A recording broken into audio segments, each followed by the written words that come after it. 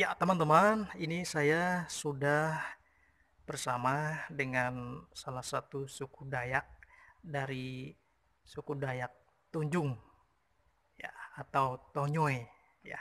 Jadi kita akan coba berbincang-bincang dengan eh, Bang Mo ya, panggilannya Bang Iya, Mo ya. iya, iya, Ya, iya. selamat siang Bang Mo. Ya, selamat siang juga ini. Iya, Bang Mo, ini kita Heeh. berada di Lamin Tunjung ya atau Iya, iya, Tonyo ya iya, Bang Mo. Tanah Tonyoy. Nah, jadi Lamin Tunjung atau Tonyo ini apa yang membedakan Lamin ini atau rumah adat khas Tunjung ini dengan rumah adat khas suku Dayak yang lain Bang Tomo, yang setahu Bang Tomo. Iya, jadi sedikit saya ceritakan tentang perbedaan dalam lamin ini sebenarnya sama, tujuannya sama, ornamennya sama, namun yang membedakan itu ciri khas coraknya. Corak khasnya itu yang membedakan. Jadi dalam hal ini dari setiap suku, subsuku yang ada di Kalimantan Timur khususnya Kutai Barat ini tentunya tidak begitu signifikan tentang perbedaan-perbedaan itu. Hanya saja yang membedakan itu corak dari ukiran dari setiap suku. Itu saja yang membedakan. Iya, baik Bang Bang Mo ya. Ya, Bang Mo ini dari suku Tunjung. Eh, Bang Mo, kalau dari suku Tunjung itu sendiri Bang Mo, uh-uh. adat istiadatnya apa saja yang masih terus lestari sampai saat ini Bang Mo? Ya, adat istiadat dari suku Dayak Tunjung yang sampai saat ini yang belum tergerus oleh modernisasi yaitu tentang budaya tarian, budaya berijo atau apa itu masih dan juga tentang tradisi-tradisi lama yang masih melekat sekarang itu yaitu tradisi penyembuhan, upaya penyembuhan lewat belian. Itu yang masih sekarang. Jadi belian itu ada banyak macam beliannya juga. Jadi sebegitulah. Baik Bang Tomo. Nah, Kalau tarian sebut saja beberapa yang Bang Tomo tahu, tarian ya, dari suku Tunjung atau Tonyo ini Bang Tomo. ya. Tarian itu salah satu yang masih melekat dalam hati saya, yang masih sampai sekarang masih saya ingati itu adalah tarian gantar. Dan tarian gantar itu pula bermacam-macam jenis tariannya. Nah itu tidak bisa saya sebutkan satu persatu. Oke, Ya, jadi tadi salah satunya tari gantar ya iya tari Bang Tomo gantar. ya. Ya, Baik. Kalau tadi Bang Tomo sempat menyebut ada tradisi belian. iya. Mungkin masyarakat Indonesia ada yang belum tahu nih. Uh-uh. Tradisi belian itu apa sih begitu? Ya, Silakan Bang Tomo. ya, jadi tradisi belian itu adalah salah satu upaya yang terjadi pada zaman dahulu masyarakat kita sejak sebelum adanya modernisasi, terutama rumah sakit, agama yang sekarang yang kita kenal itu berbagai macam agama yang ada di Indonesia. Itu Jadi belian itu upacara untuk mengobati orang sakit. mengobati orang sakit. Nanti di situ ada semacam pawang atau dukun begitu nggak Bang Tomo? Iya, Hmm, ada khusus pawangnya hmm, yang dipakai untuk upaya penyembuhan itu.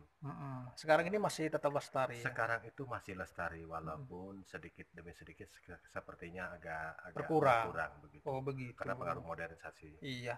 Kalau dari etnis Tunjung sendiri sudah banyak ya Bang Tomo tradisi atau eh, budaya yang sudah tergerus oleh zaman. Iya, sepertinya menurut pantauan saya udah beberapa banyak juga yang agak sedikit berkurang begitu. Iya, salah satunya apa Bung Tomo? Salah satunya yaitu tarian gantar itu sudah mulai berkurang. Sudah mulai Jadi berkurang ya. sudah mulai berkurang di tiap kampung itu kurang Mm-mm. diadakan lagi dan bahkan di tiap kampung itu tidak ada lagi kegiatan-kegiatan lain lain selain itu. Mm-mm. Baik Bung Tomo. Jadi sayang ya Bung Tomo ya kalau Iya, generasi penerus kita khususnya dari Tunjung iya, eh, nggak tertarik dengan betul, tari-tarian khas betul, betul, etnis mereka sendiri betul. Bung Tomo ya. Ya, oleh sebab itu, Bang Edi, pada kesempatan ini juga saya mengharapkan kepada seluruh anak-anak muda, generasi-generasi muda, artinya mari kita ikut meningkatkan kembali kualitas budaya kita yang ada di kita. Kalau bukan kita, siapa lagi yang untuk membangkitkan budaya kita ini? Ya, baik Bang Tomo Ah, atau ah. Bang Mo Iya, ya. iya, iya, iya. Bang Mo ini kenapa sih orang Kalimantan khususnya suku Dayak itu Dayak. rumahnya panggung. Ya, ya, ya. Jadi begini, sedikit saya jelaskan menurut pengetahuan saya, menurut pemahaman saya tentang rumah panggung. Jadi pada zaman dahulu memang masyarakat belum mengenal soal teknologi, terutama rumah batu ya. Rumah batu. Jadi dengan adanya rumah batu ini di zaman sekarang ini masyarakat sudah mulai sedikit mengenalnya dengan pembangunan rumah batu. Nah, yang dulu terjadinya rumah kayu itu dikarenakan bahan-bahannya itu hanya tersedia kayu. Itu. Jadi itu yang pertama. Lalu yang kedua, pada zaman dahulu masyarakat belum bisa membedakan musim-musim itu yang jelas, artinya begini, musim penghujan, musim panas, musim apa. Rata-rata masyarakat berdiam atau bertempat di pesisir sungai. Jadi oleh sebab itu mereka menggunakan rumah panggung, rumah kayu. Nah, yang ketiga yang tidak kalah pentingnya, pada zaman dahulu adalah zaman yang kehidupan masyarakat itu keras. Jadi sering terjadi pertumpahan darah. Perang antar suku. Perang antar suku. Nah, jadi dengan adanya pembuatan rumah panggung, maka rumah panggung inilah salah satu untuk antisipasi kejadian musibah-musibah yang tidak diinginkan oleh para suku-suku itu sendiri. Baik, jadi itu yang bisa saya jelaskan. Baik, jadi selain itu mungkin untuk mengintai musuh ya barangkali ya. Iya, itu salah satunya juga. Terus kalau untuk mencegah atau mewaspadai binatang liar itu mungkin juga, Bang Mo? Itu kemungkinan yang lainnya termasuk di situ juga, artinya mencegah karena masih kehidupan pada zaman dahulu masyarakat itu adalah masih berdiam di tempat-tempat yang agak sunyi, yang kurang begitu berada di tempat orang banyak lah begitu. Intinya pedalaman ya. Pedalaman gitu. Baik, jadi salah satunya itu. Nah, tapi kalau di Kutai Barat ini, khususnya di Kabupaten Kutai Barat ini kan juga sering untuk daerah-daerah yang berada di hilir sungai itu sering banjir ya, Bung Mo. Ya, jadi mungkin rumah panggung itu juga salah satu fungsinya untuk supaya nggak kebanjiran. Ya, supaya nggak kebanjiran. Gitu. Jadi banyak alasan ya. Banyak alasan. Ya, ini jadi nanti masyarakat Indonesia jadi tahu kenapa rumah orang Kalimantan khususnya suku Dayak itu panggung ya, kayu rumah panggung. Iya. Dari ketiga penjelasan yang saya jelaskan tadi itu adalah penjelasan yang versi yang menurut saya, tapi sudah ditambahkan tadi ada beberapa. Jadi itu adalah alasan-alasan utama kenapa masyarakat suku Dayak itu mempunyai atau membangun rumah itu rata-rata rumah panggung. Gitu. Oke, baik. Ya, Bung Mo, ini kalau di etnis Tunjung dalam satu rumah atau lamin tadi, rumah itu lamin ya kalau di suku Dayak sebutannya ya. Dalam satu rumah atau lamin itu katakanlah lamin Tonyo atau Tunjung ini diisi berapa orang? Jadi begini Bang Edi, saya pembedaan sedikit klasifikasi soal rumah dengan lamin ya. Lamin itu memang rumah, tapi itu dikhususkan untuk berdiamnya masyarakat pada zaman dahulu. Nah, itu salah satu kelompok masyarakat. Namun rumah juga bukan berarti tidak ada juga pada saat itu rumah yang khusus secara pribadi masyarakat yang dibuatkan, tapi ya mayoritas pada saat itu masyarakat berkelompok di lingkungan yang di situ-situlah dengan kasarnya. Nah, jadi selain dari itu masyarakat juga ya disitulah dulu Bang Edi. Oke. Jadi sekarang ini sudah enggak yang tinggal dalam satu lamin yang besar diisi banyak kakak atau keluarga di situ, Bung Tomo ya. Jadi sekarang sudah terpecah-pecah begitu. Ya, sekarang sudah terpecah-pecah. Jadi keberadaan kalau jumlah masyarakat, jumlah kakak yang berada di dalam lamin itu tidak tertentu. Tidak dibatasi jumlahnya. Sebatas lamin itu masih mampu menampung dari kesekian jumlah masyarakat yang ada di situ. Yang notabene masyarakat itu belum mampu untuk membangun rumah pribadinya. Oke. Baik Bung Tomo, ini mungkin masyarakat Indonesia ada yang penasaran juga dengan tradisi memanjangkan telinga orang suku Dayak ya. Sebenarnya yang memanjangkan atau punya tradisi memanjangkan telinga itu dari suku Dayak mana Bung Tomo? Ya, jadi begini, Untuk memanjangkan telinga itu bukan hanya yang kita lihat jelas masih sekarang tampak sekarang itu adalah suku Bahau atau Kayan atau Kenyah. Sebenarnya dari Dayak Tunjung juga pada zaman dahulu itu ada.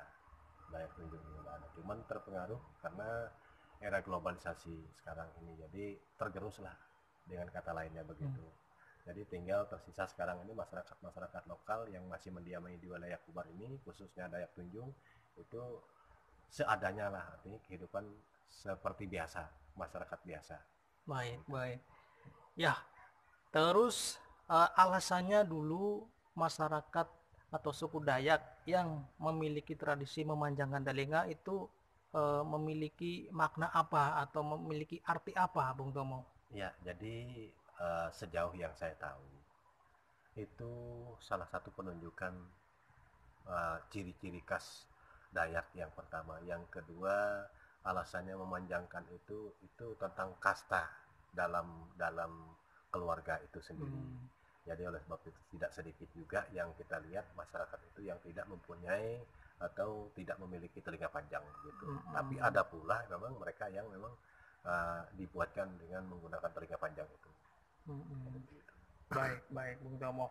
Nah, satu lagi mungkin Bung Tomo, ini kalau upacara-upacara Dayak yang misalkan upacara kematian itu kan ada penyembelihan hewan hewan ya. Ya, ya, Hewannya apa saja, Bung Tomo? ya itu bervariasi. Bervariasi artinya begini, itu tergantung dari tingkatan acara. Nah, tingkatan acara itu mulai dari acara yang kecil, mulai pemotongan hewan itu mulai dari ayam, babi, sampai kerbau. Nah, dan itu tergantung dari jenis tingkatan acaranya, puncak acaranya.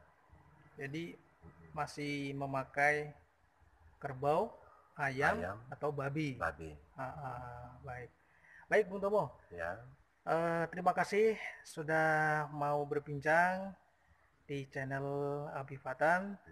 Mudah-mudahan suku Dayak terus melestarikan apa yang menjadi budaya atau tradisi, Bung Tomo. Ya. Ya. Hey, terima kasih. Selamat siang. Selamat siang, Bang Edi. Terima kasih atas perjumpaan kita pada kesempatan sore hari ini.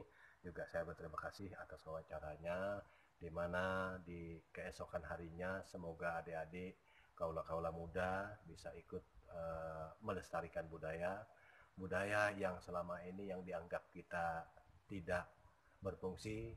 Kita buktikan bahwa budaya kita adalah budaya yang syarat makna. Demikian Bang Edi, terima kasih.